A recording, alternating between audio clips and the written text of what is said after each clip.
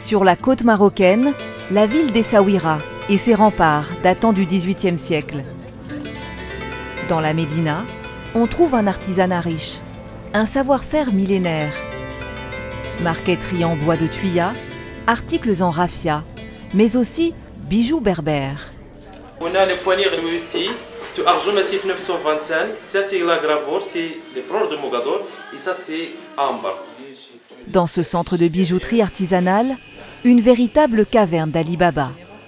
Les visiteurs étrangers viennent trouver des bijoux en argent à des prix attractifs. Celui-là, le modèle, c'est la spirale de la vie, petit truc.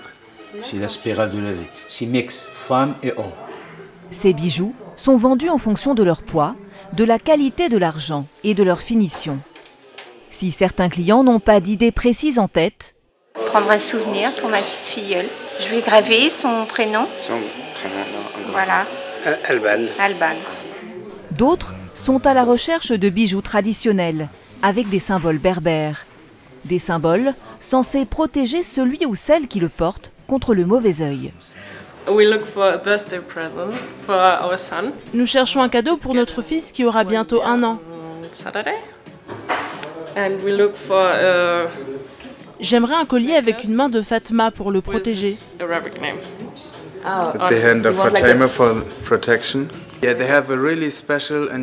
Il y a un artisanat du bijou très particulier ici au Maroc, que je n'ai vu nulle part ailleurs dans le monde. Au Maroc, le secteur de la bijouterie joaillerie fait vivre près de 10 000 artisans, avec un chiffre d'affaires de 250 millions d'euros. Un secteur dynamique. Dans le pays, le port et l'offrande de bijoux est une tradition ancestrale dans la culture berbère. Portés lors des mariages et des célébrations, ils sont aussi symboliques, protecteurs et caractéristiques de chaque région. Nous vous emmenons à Essaouira, l'ancienne Mogador, dont la réputation dans le domaine de la bijouterie a rayonné jusqu'au milieu du XXe siècle. Commerçants, créateurs de bijoux antiquaires, ils sont un petit nombre encore aujourd'hui à tenter de perpétuer ces traditions.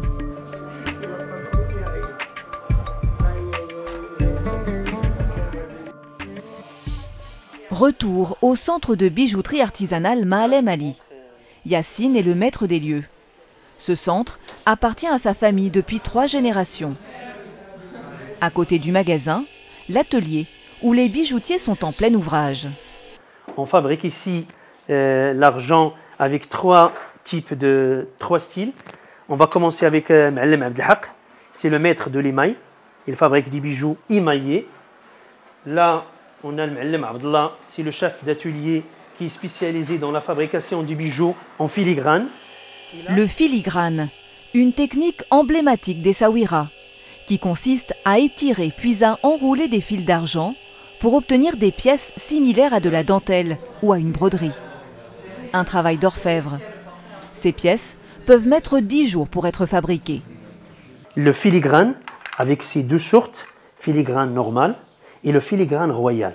C'est un filigrane transparent qui demande la patience. Il faut être vraiment doué et professionnel et avoir des petits doigts. Voilà, ça c'est le filigrane royal. Et c'est une spécialité d'origine juive mogadorien. On garde jusqu'à maintenant les anciennes méthodes de travail. Tout à la main, tout manuel, sans machine. Des dizaines de bracelets, bagues et colliers sont produits chaque jour et exposés. Plus que de simples bijoux, certains sont de véritables trésors qui font la fierté de Yassine. Et là, je vous montre une des plus belles pièces qu'on a dans la boutique. C'est un sabre mogadorien, fabriqué en argent massif, en filigrane. On trouve plus des maîtres qui font ce genre de travail. C'est compliqué à faire, ça prend beaucoup de temps et même la matière. Dedans, on a presque 1 kg d'argent. Et ça qui explique son prix un peu élevé par rapport aux autres pièces. Ça là, il est en argent massif. C'est une pièce de collection. Le prix, c'est cher. C'est cher, mais... Le principal challenge du bijoutier, perpétuer ce savoir-faire aux jeunes qui se détournent de l'artisanat traditionnel. C'est le grand challenge, c'est de garder la tradition, c'est de trouver la relief. C'est pour ça qu'on se base dans notre atelier sur l'apprentissage, parce qu'il faut qu'on prépare une autre génération qui vont garder ce métier et qui vont peut-être la moderniser, qui vont la protéger de la concurrence qui vient de l'extérieur, de l'Asie, d'autres endroits. Conserver ce savoir-faire, le protéger de la concurrence étrangère, c'est aussi le souhait d'un artisan bien connu d'Essaouira. Omar Zamat, créateur de bijoux depuis 30 ans. Aujourd'hui, il réalise une commande un peu spéciale, une bague en laiton. Là, c'est une commande pour une dame. Elle avait commandé trois différentes tailles de bagues martelées avec des signes berbères magiques. Chez Omar Zamat, tout est fait à la main avec des outils assez rudimentaires. Elle te fait vraiment un coupon, un marteau. Je suis obligé d'avoir un chalumeau et puis de la soudure que j'ai ici. Omar produit 2 pièces par jour, parfois moins, en fonction de l'inspiration et des commandes. Parfois, il y a les mois, je peux vous dire que ça marche très bien. Il y a des mois où c'est calme. Il suffit simplement de faire quelque chose de qualité. Mais de plus en plus, il y a toujours la clientèle. Il y a toujours la clientèle qui est intéressée. Là, c'est la finition, c'est le polissage. Et comme ça, la bague, elle est finie. Sa cliente, Nathalie, une Française qui vit entre Marseille et Essaouira, vient récupérer le bijou. Coucou Nathalie, ça va? Vous allez bien? Ouais, ça va bien. Très bien. Bon alors, beaucoup de travail? Tu vois, c'est ça que j'aime, c'est le fait qu'elle soit pas ronde. Voilà. Qu'on lui ait donné ces formes un peu... Ouais. Enfin, qui ne sont pas vraiment des formes. C'est une forme d'une graine. Et tu peux me... J'ai pas retenu encore le symbole berbère, la signification. Ça, c'est une signification berbère, c'est une signe berbère magique. Ça signifie l'eau. Ah, l'eau, voilà, l'eau, mais tu me l'as déjà dit. Voilà. J'adore. Ouais. Oh là là. Nathalie lance sa propre collection de bijoux en ligne. Elle a prévu de commander une quinzaine de bagues et de médaillons. Achetée 8 € l'unité à l'artisan, cette bague sera revendue 5 fois plus cher sur son site. Cette bague, elle va aller chez un fondeur en France. Et ensuite, il n'y aura pas beaucoup de travail et elle sera vendue 39 € sur mon site. Voilà. Donc pour vous, c'est intéressant. Oui, c'est intéressant. Mais ce qui compte, c'est la rencontre vraiment en s'amusant. C'est vrai que si c'était beaucoup plus cher, je pourrais pas me permettre de la vendre 39 € et donc tout ça, on ne réaliserait pas. Et effectivement, le Maroc permet tout ça. Taille 54. Une bonne affaire pour la Française, mais aussi pour le bijoutier, qui devient son principal fournisseur.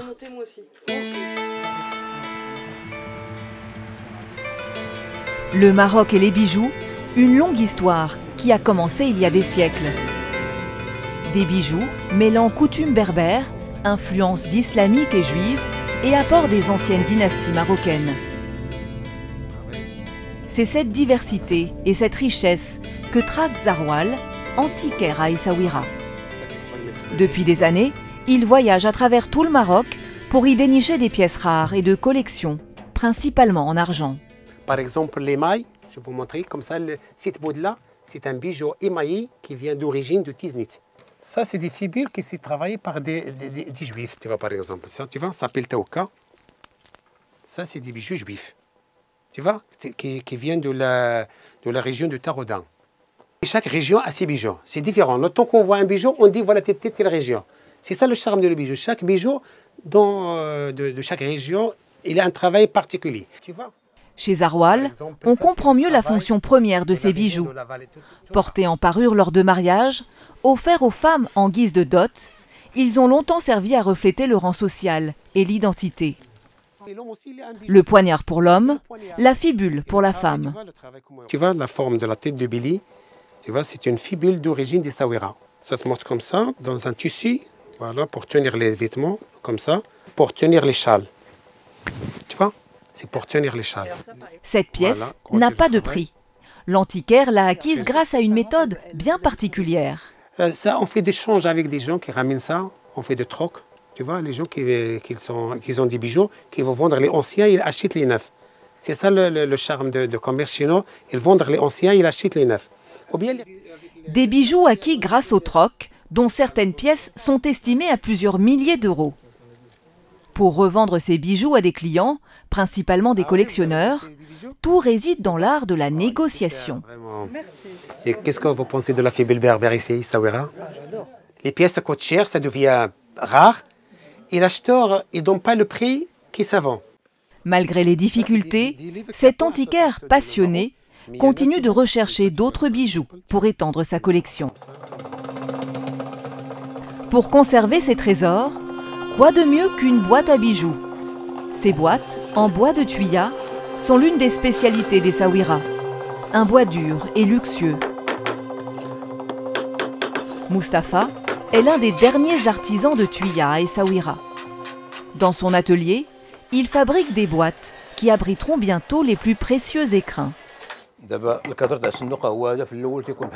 Ça, c'est la base de la boîte. Et les autres morceaux, ce sont les contours. Je vais les tailler pour faire les bonnes dimensions. Tailler, poncer, frotter. Un travail minutieux que Mustapha a appris de ses parents et avant eux de ses grands-parents, qui eux aussi travaillaient le tuya. Un bois qu'on ne trouve que dans les montagnes de l'Atlas marocain. Pour fabriquer une boîte comme celle-ci, il peut prendre plusieurs jours. La première étape de la finition est terminée, je vais maintenant intégrer la nacre. La nacre, un coquillage délicat. Mustapha se fournit directement auprès des pêcheurs d'Essaouira. C'est elle qui va permettre de révéler toute la splendeur de cette boîte à bijoux. Les touristes étrangers et les Marocains achètent des boîtes en bois de tuya pour leur esthétique et leur fonctionnalité. Ils y rangent leurs bijoux pour les protéger de la poussière et de l'humidité. En plus, ces boîtes parfument la maison. Comme les bijoux qu'ils contiendront bientôt, cet artisanat est précieux. Et ils sont peu, comme Mustapha, à le pratiquer encore. C'est un travail exigeant auquel certains artisans consacrent 30 à 40 ans de leur vie. Traditionnellement, ce métier est un processus d'apprentissage continu où de nouvelles techniques sont constamment explorées. Mais la nouvelle génération semble se désintéresser de cet apprentissage. Je crains que ce métier ne disparaisse. Faire perdurer ces traditions. Aujourd'hui encore, près d'1,5 million de Marocains vivent de l'artisanat.